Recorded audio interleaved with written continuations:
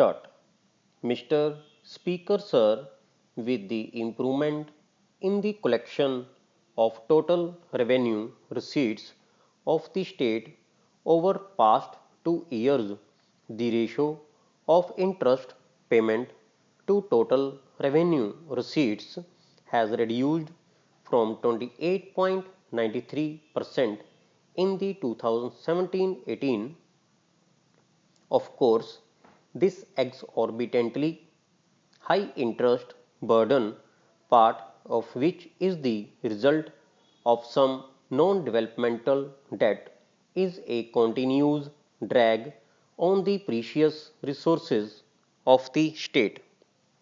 We hope to further reduce it to 38.53%, though the servicing of the state's huge debt preempts its major revenue receipts, but we have ensured an overall development of the state with our fiscal discipline of spending judiciously.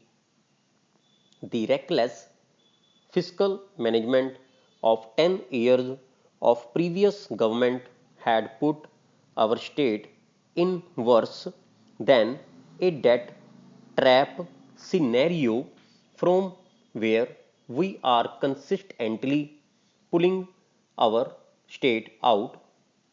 The percentage of outstanding debt to total revenue receipts has declined from 368.15% in 2017-18.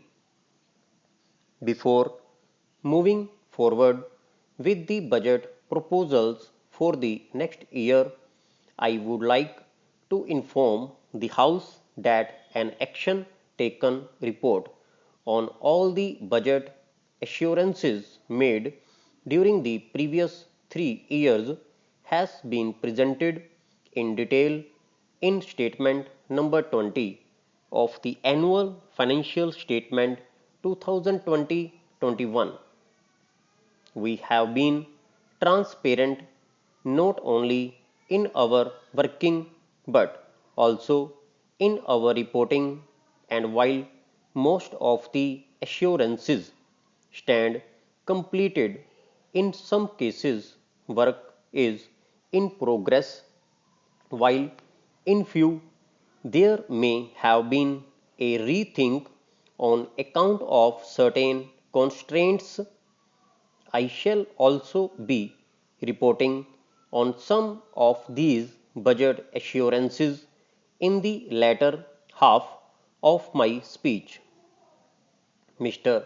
Speaker Sir, before I give a synopsis of the steps that we are taking in different sectors, I would like to give you an overall picture of our government in pursuance of its commitment towards the welfare and development of agriculture and allied activities has proposed the budgetary allocations of rupees 12,000 crore for the agriculture and allied sector.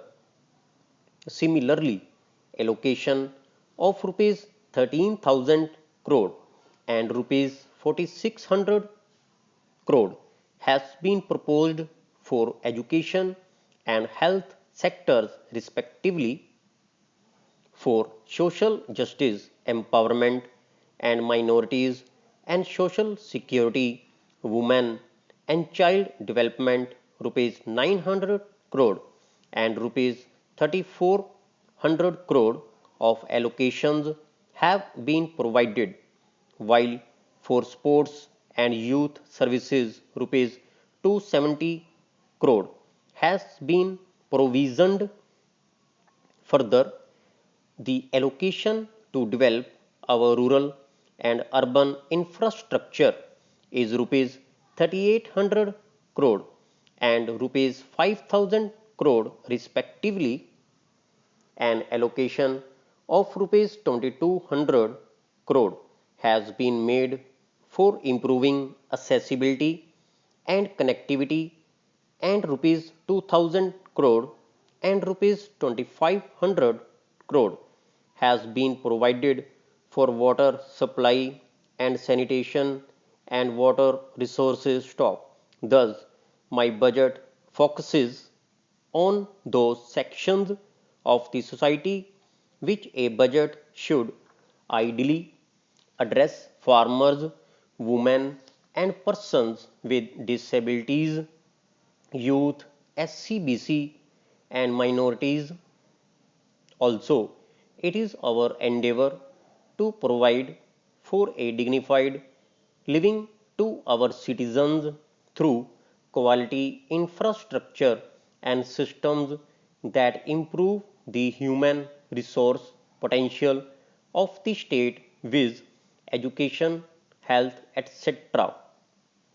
The government has not only enhanced the budgetary outlays for the much needed sections of the society, but a long term visionary roadmap is also being laid down for the state by integrating the outcomes of our interventions with the goals set under the Sustainable Development Goals set by the United Nations and adopted by India. These goals comprehensively cover social, economic, and environmental dimensions. Many of the departments have prepared their 4-year strategic action plan, and we have linked the release of funds to the implementing departments with their strategic action plans. The strategic action plans of 16 departments have already been approved by the Council of Ministers, and the performance parameters are being prescribed for every key personnel responsible for implementation of the department's policies, programs, and schemes. An online monitoring system of key results has also been developed